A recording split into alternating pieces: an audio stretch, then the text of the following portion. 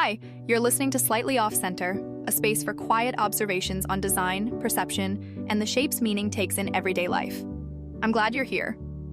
Sometimes the most profound discoveries come from the places we least expect them. Today I'm sharing what I found under my cat's carpet, and how it changed everything I thought I knew about grief, love, and the nature of reality itself. 2 days after Inky crossed the Rainbow Bridge, I stood in front of our patio door, searching the summer sky for signs of his return. The air was thick and sticky, almost suffocating, and I found myself looking everywhere. Cloud shapes, random animals in our yard, hoping for some signal that he was still somehow present. The dolphin balloon in our living room had dropped lower, as if it too was grieving for the loss of our cat king. His essence still lingered everywhere. His bed, his food bowl, the little corner where he spent his final days. When I finally gathered myself to clean, I walked over to his corner by the patio door and lifted his carpet. There, nestled in the fibers, was something so small I almost missed it entirely. A tiny nail. Just a fragment of what he'd been, perhaps a fraction of his size. But as I held it, something extraordinary happened. On any ordinary day, that nail would have been nothing, waste from his body, something for the vacuum cleaner to collect. But today, it held a different weight entirely. Not physical weight, but the weight of connections, of memory, of love made tangible. This tiny object became a wayfinder, helping me navigate between past and present, between who I was in my sophomore year and who I'd become through loving him. It became the only physical evidence of my distant past where the Cat King still existed. Suddenly, flashbacks were playing in my head frame by frame, inviting me to relive moments I thought were lost in the sea of memory. I remembered our time together in that little basement where he would sleep on my neck in winter, nearly suffocating me with his warm weight. The toilet paper rolls that became his favorite toys. That dark night when a big centipede visited, and he simply chose to ignore it, as if such earthly concerns were beneath a cat king's dignity. I remembered his time at my parents' apartment.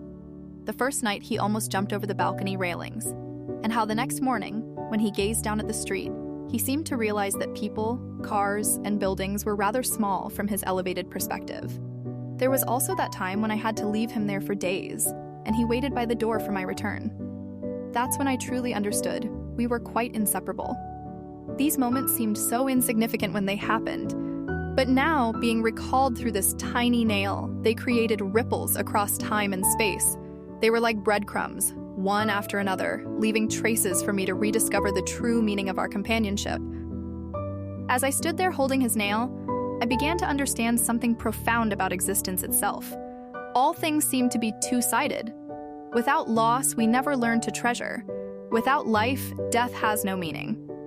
The challenges I'd faced, frustrations with his destruction of furniture, powerlessness during his declining health, grief at his death, perhaps these were opportunities to view existence differently.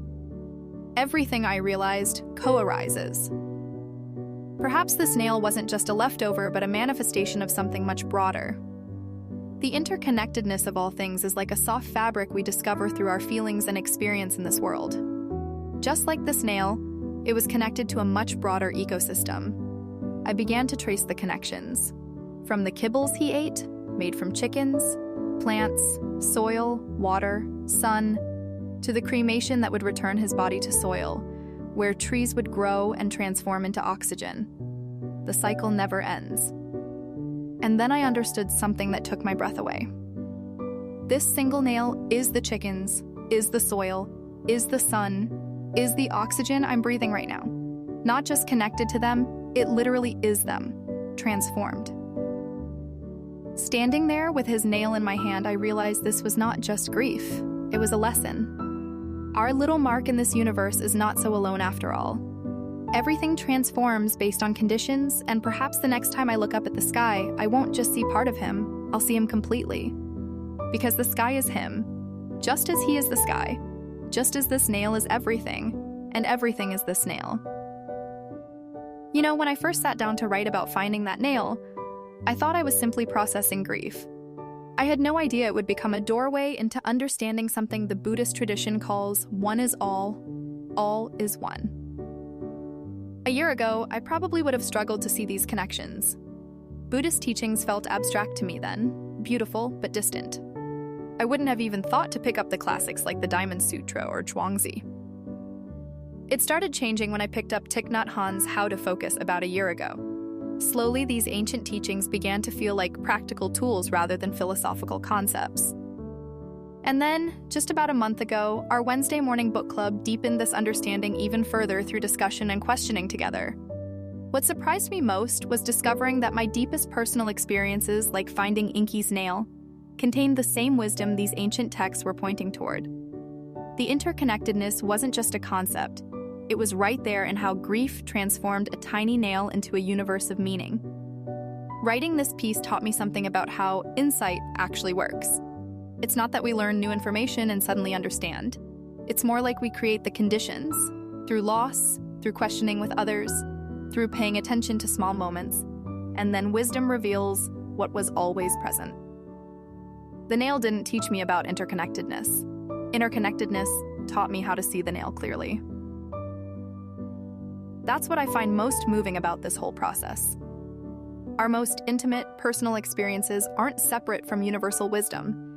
They're where universal wisdom becomes real and accessible. Every small discovery contains the possibility of seeing everything differently. If this reflection resonates, I invite you to subscribe to Slightly Off Center. I share weekly thoughts on design, consciousness, and the quieter questions that shape us.